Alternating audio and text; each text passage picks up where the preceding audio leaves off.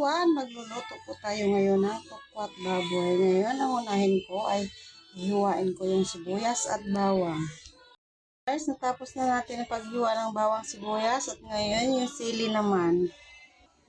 So guys, natapos na natin paghiwa ng sili. Itabi muna natin yan. Sunod natin hiwain yung tokwa. So guys, ito na po yung tokwa. Hihiwain na rin natin yung tokwa. Natapos na rin yung paghihiwa ng tokwa. Depende po sa inyo kung gaano kalaki. Ito yung akin. Ayan. Ipipirito na po siya. Ngayon, magsalang na tayo ng kawali. At ibuhos ang mantika.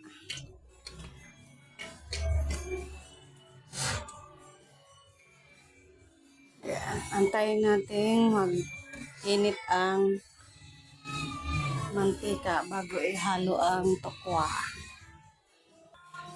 Check natin guys kung mainit na ba yung mantika para ilagay na yung tokwa. Hindi pa. Sa tingin ko guys, mainit na po yung mantika. Ilagay na lang natin yung tokwa. Mahina lang po yung apoy guys. Para hindi agad maluto ang tokwa. Ang hirap po mag-video pag walang maghawak ng mic, cellphone. Ayan. So, nahalo na natin, nalagay na natin yung tokwa. Hayaan na lang natin siyang maluto para hindi siya madurog.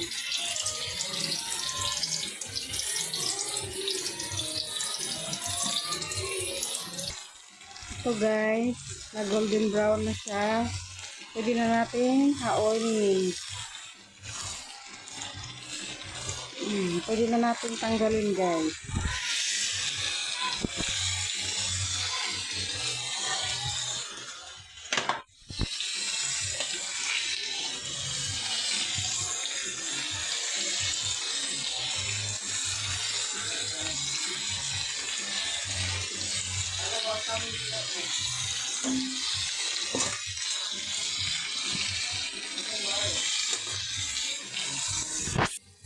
Natanggal na natin yung tokwa. Ito naman yung baboy.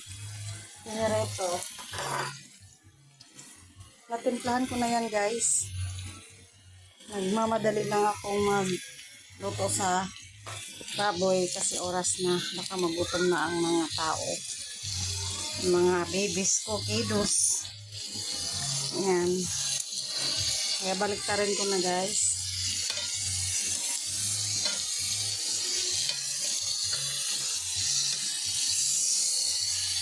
Kalahating yan, limpo.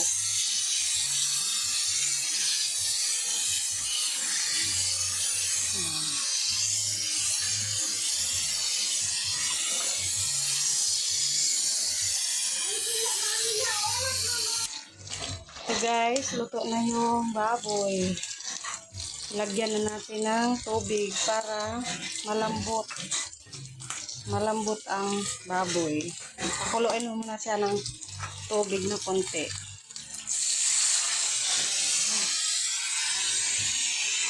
Konting tubig lang guys para lumambot siya. Ayan, para lumambot lang siya guys. Konti na lang haonin na natin yan. Check natin guys kung malambot na yung baboy. Ayan guys, malambot na po siya. Pwede na haonin. Nahiwa na natin yung baboy. Ngayon guys, magisa na naman tayo ng bawang sibuyas. Dito lang ako nagisa sa pinagprituhan ng tokwa guys. Hindi ko na hinugasan yung kawali para yung lasa nandyan lang sa tokwa. Yung lasa ng tokwa, nandyan lang siya. Pag mag golden brown na yung bawang guys, ilagay na natin yung sibuyas. Yun guys, ilagay ko na yung sibuyas. Mix lang natin, saka ilagay na agad yung tokwa.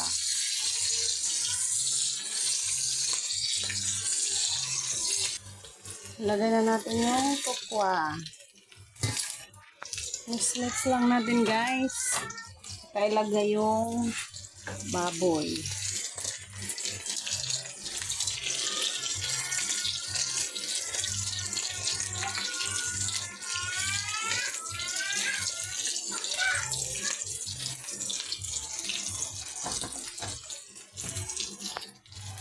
Lagay na natin yung baboy guys.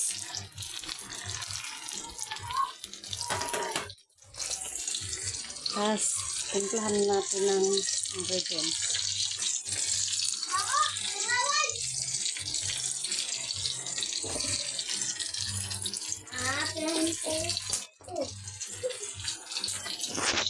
Lagay na natin yung oyster sauce.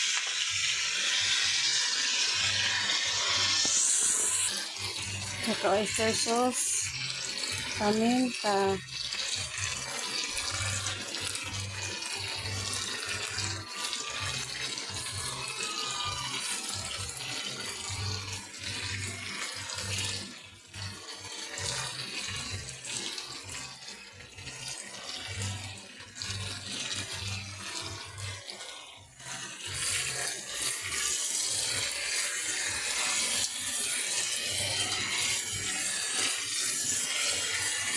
konting tubig guys.